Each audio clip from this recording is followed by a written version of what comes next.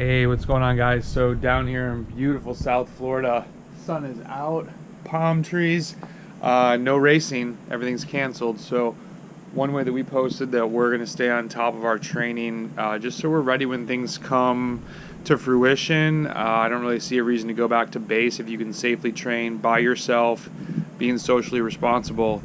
But one way is to fill in some power gaps. So I'm going to show you on the computer differences in my 30 and 90-day windows. So today I'm going for 15, 30 seconds, 2 minutes, and 3 minutes. And I'll record my warm-up, and then we'll talk about it afterwards. So hope everyone's staying safe, and yeah, a lot more on that, but talk to you after the test.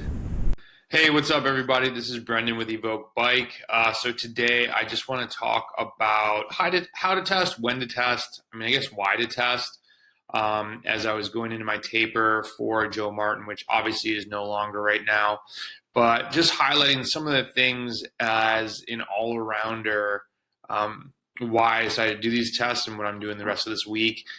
And if this is beneficial, I might make this maybe like a bi-weekly series of how I'm training. I really focus on long gravel stuff, but also I want to still be relevant in the road scene. Still targeting amateur nationals, masters nationals now that I'm 38, and just trying to be able to race P12 as long as possible. I'm definitely getting on the older side of things, but still really motivated. And I don't know. We'll see what happens. So I was in a taper that started on Thursday. I was going to do a pretty long one for Joe Martin since it was starting on Thursday, April 2nd. I was going to be getting around here. Things got canceled, and I was coming down to Florida.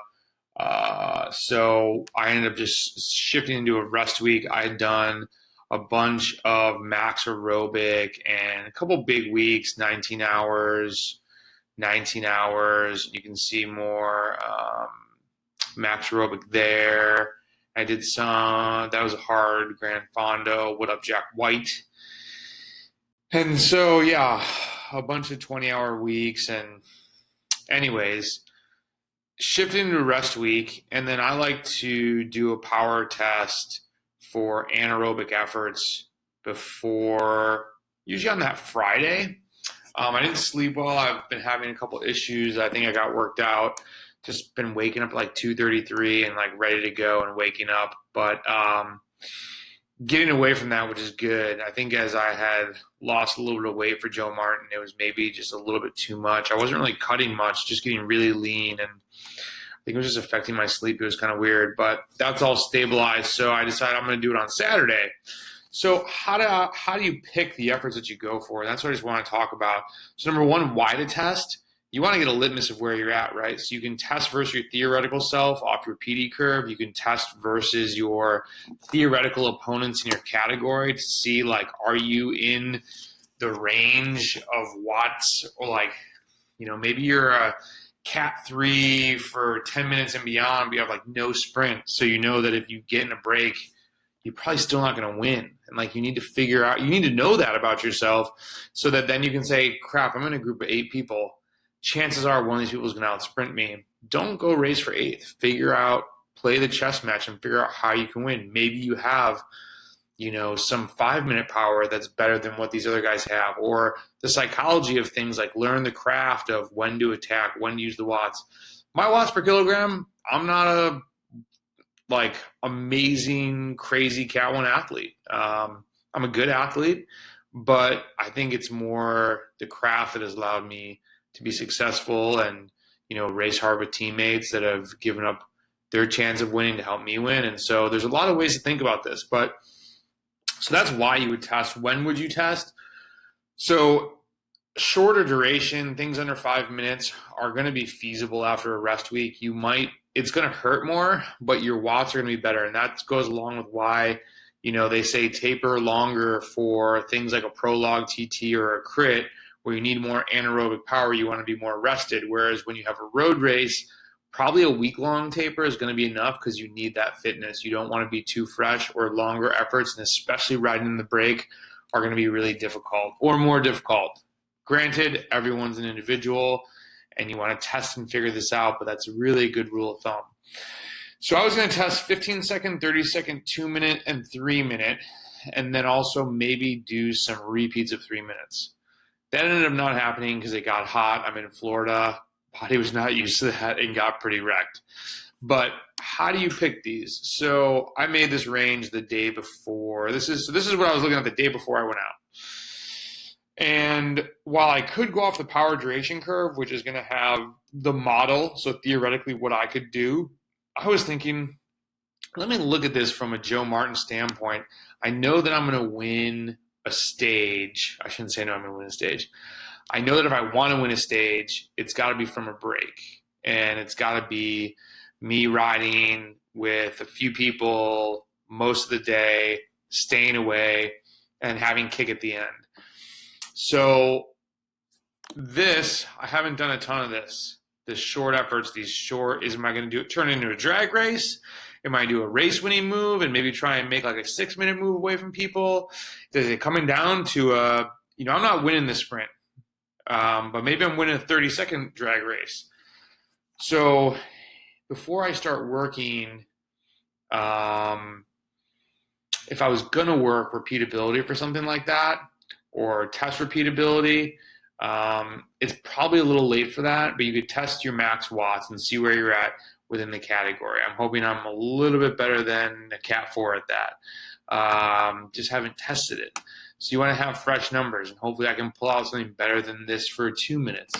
Anaerobic short stuff is not my forte, though. And if I was training through this race, this would be a great time to find out my max watts and then work on repeatability from that. So say I do X watts for 22 seconds, then say what's 95% of that and go try and do 5 of them, then maybe 6, then maybe 8. See how many you can do. Get a sense of, what does that equate to? And that goes along with the video I posted on Instagram of this guy who just missed a power PR for 3 minutes by like 4 watts, but he did it 7 or 8 times. That's so much better to have that repeatability than just one max watt effort. So why am I testing max watts? Again, just to get a sense in my category, generally speaking, like where do I stack up? And also I just haven't done it in a while. It's good to you don't need to do many efforts to sharpen up. So this test is also keeping the knife sharp for if the race was happening. So why am I still doing it if the race isn't happening? What else am I going to do? Go do base.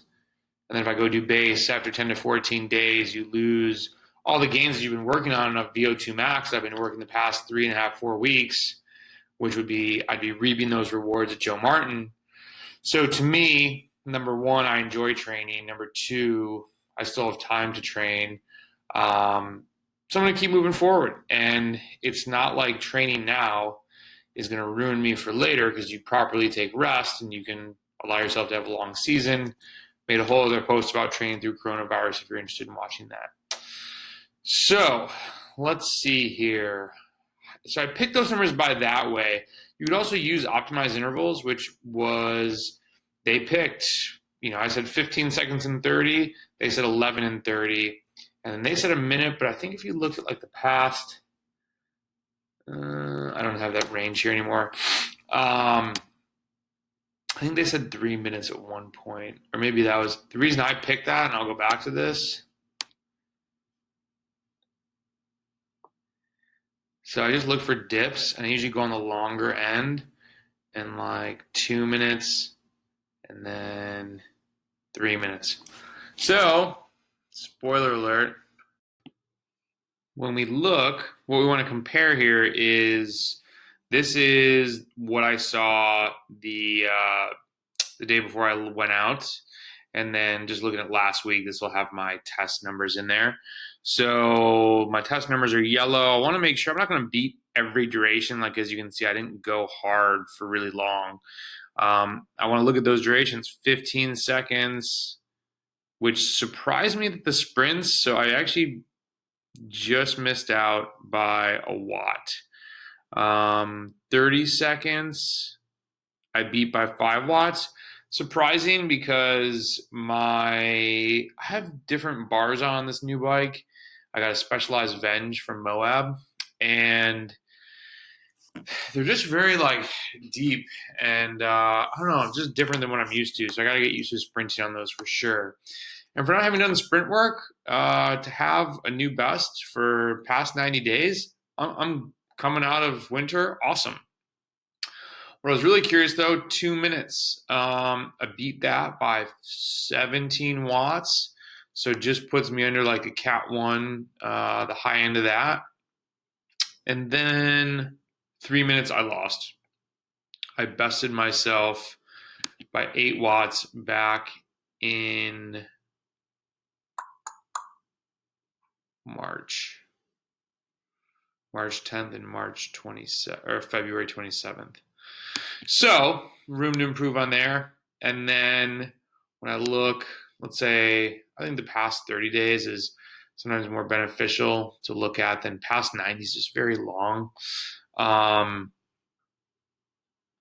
need to get my 45-second up. I need to get my minute 30 up. And I need to start going longer, harder. I'm going to try and defeat this tomorrow. My TTE, 37 minutes. I dropped my threshold down to 385. I mean, I've done 418 for 20 minutes, but my 1 hour is bad right now for me. And dropped the threshold down from 405 to 385. Kind of based on these numbers, I haven't gone far or long in a while. And also the guys from inside were like, your threshold's not 405 because I have too much anaerobic contribution to that. So cool. Make some of these workouts a little bit easier.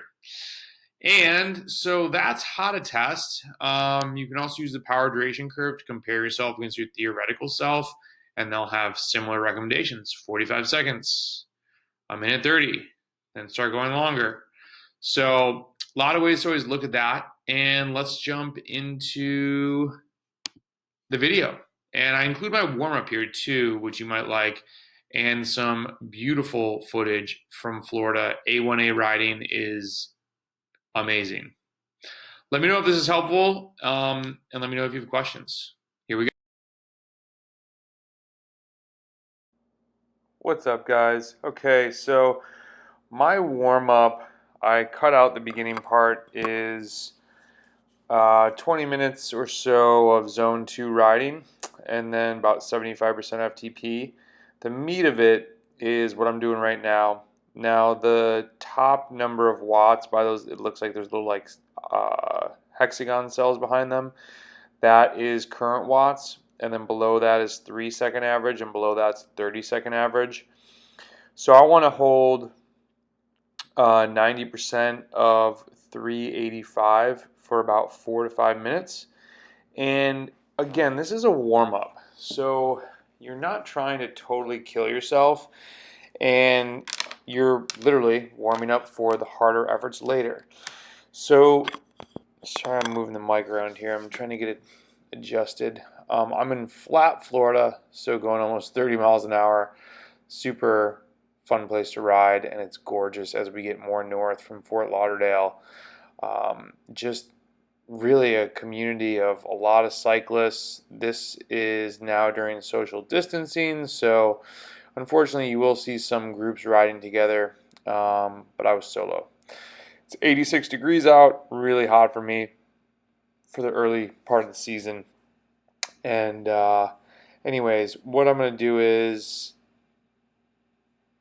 finish this part of the warm-up, and then you ride easy for a couple minutes. And then you ride at sweet spot, so 93, 94% of FTP. So I think I'm going to hold around like 365-ish. And do that for 4 or 5 minutes. And then I'm going to do a couple sprints. The interesting thing, though, I don't really like to really zap myself. So I don't go crazy ham on the sprints. It's like, I think my max sprint right now is 1,400 watts. I'm going to do like 800, maybe 700. Just something that lets the legs know, hey, we're about to go less hard than that. And, almost on a micro scale, it's like when you do VO2 max and the next day threshold is easier. It's sort of a little bit similar. But Super sunny skies. I'm feeling good. I'm going to be trying to rip these 15-second, 30-second, and then 2 and 3 minute efforts. So I'm going to stop the audio. You can watch this for the next minute if you want, and then it goes right into the sweet spot.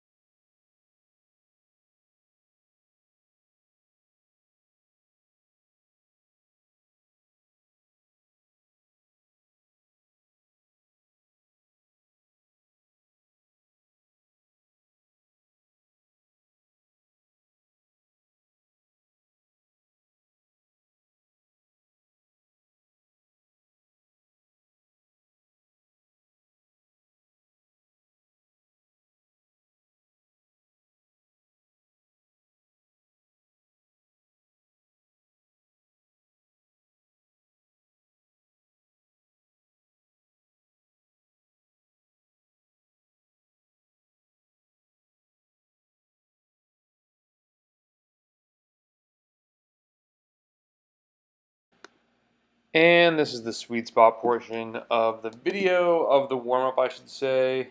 And I'm still learning these new zones because I lowered my FTP. So yeah, it is about 360 that I want to hold, so I'm going too hard right now.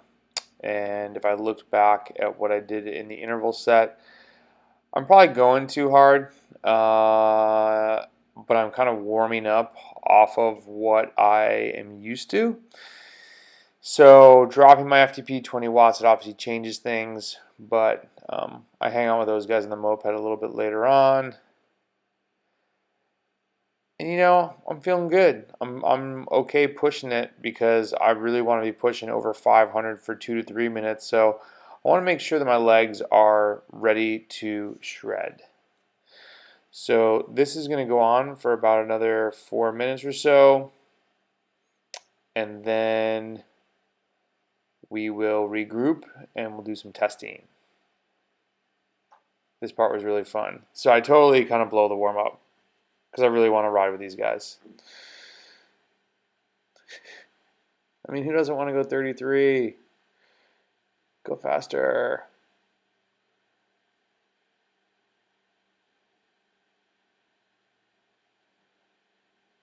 I just like watching. I like watching the blue skies. This is incredible. And unfortunately, we hit the light coming into not Boca. Where are we going though?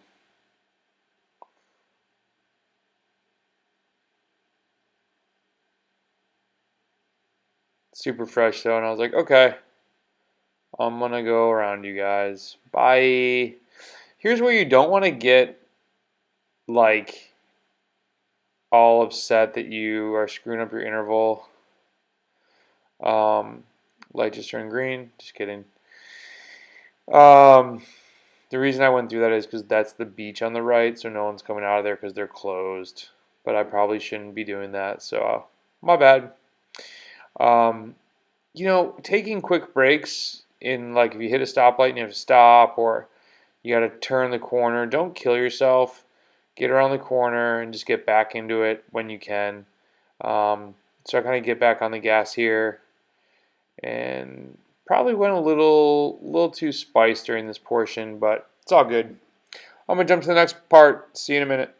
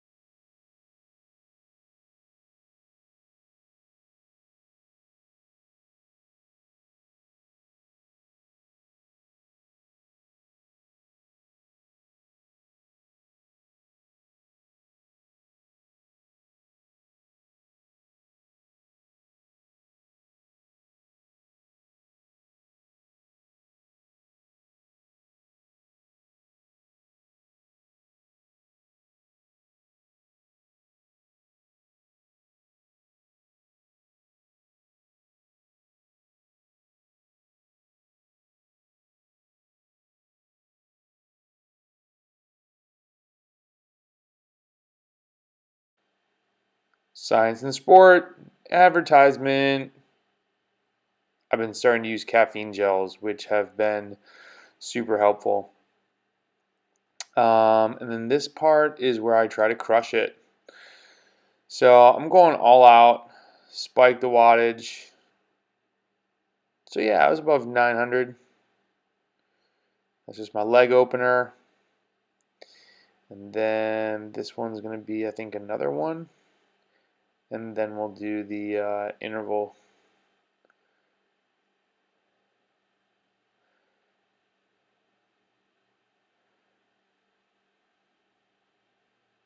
So I lied. I went over 1,000. So I'm feeling good. Now, 2 minutes. No, I lied. So I don't even know what I'm doing here.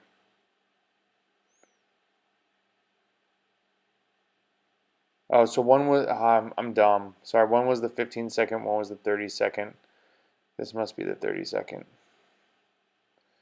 Starting to die.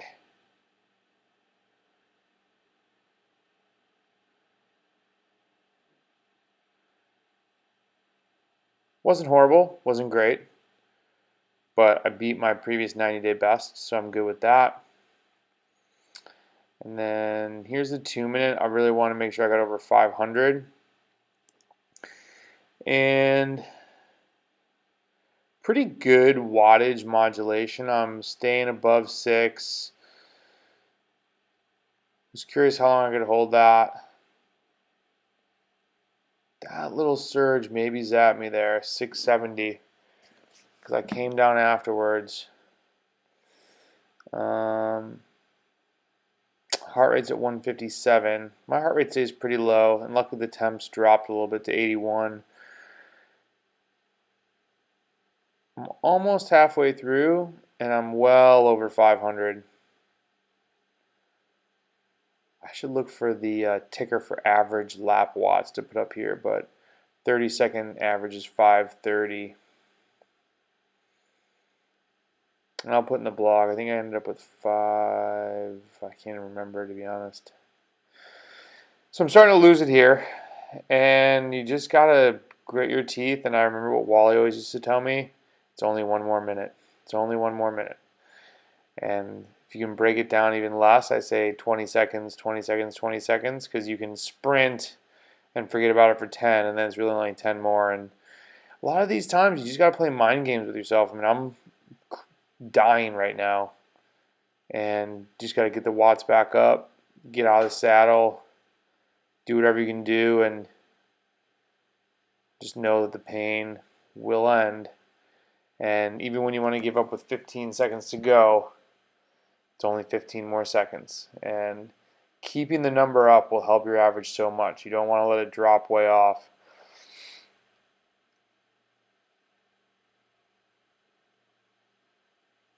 And just you can see it going up and down now. I'm just dying a slow death. Then you want to make sure you're pedaling afterwards so that you eat up the lactate.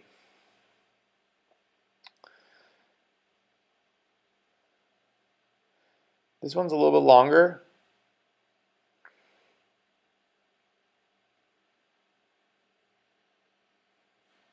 And let's see here.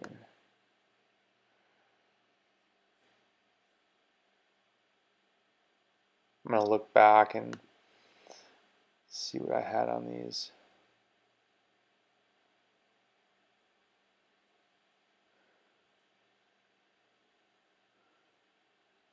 Yeah, so the 30-second before was 761. And then the 2 minute was 547. The 3 minute is 481. So not amazing, but I'll take it. And then another 3 minute at 468. I probably should have kept going, but I was like pretty waxed. So I did some like microburst intervals, and those hurt. But I'll let you watch this one, and then we'll get back to it.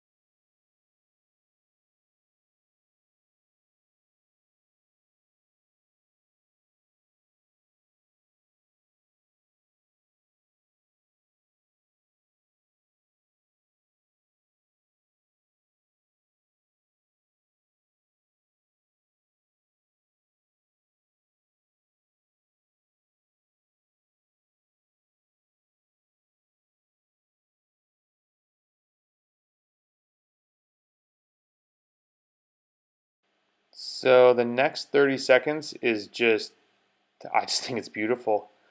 I love these roads with the shadows and the trees and the big leaves, and you're coming up behind mopeds, and you can draft sometimes, and you can follow people on A1A for a really, really long time, especially when you have a super fast aerobic.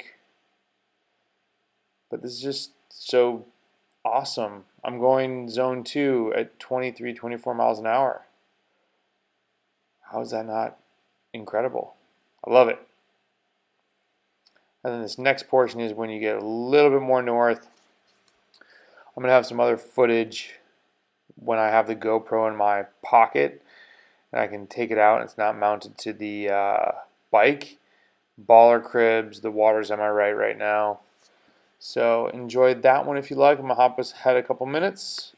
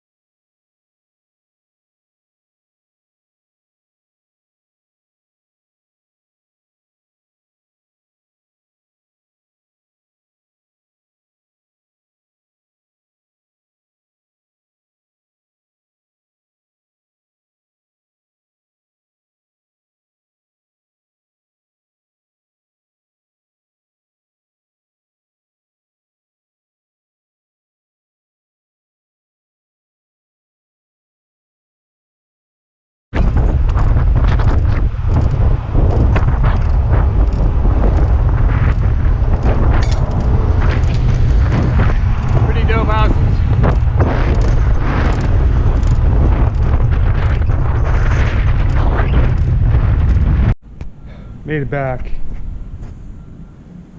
Extremely salty. First ride of the year out there like this. Woo! Test went okay. Let's go inside and see. Curious about the sprints. These bars are a little bit different than what I'm used to.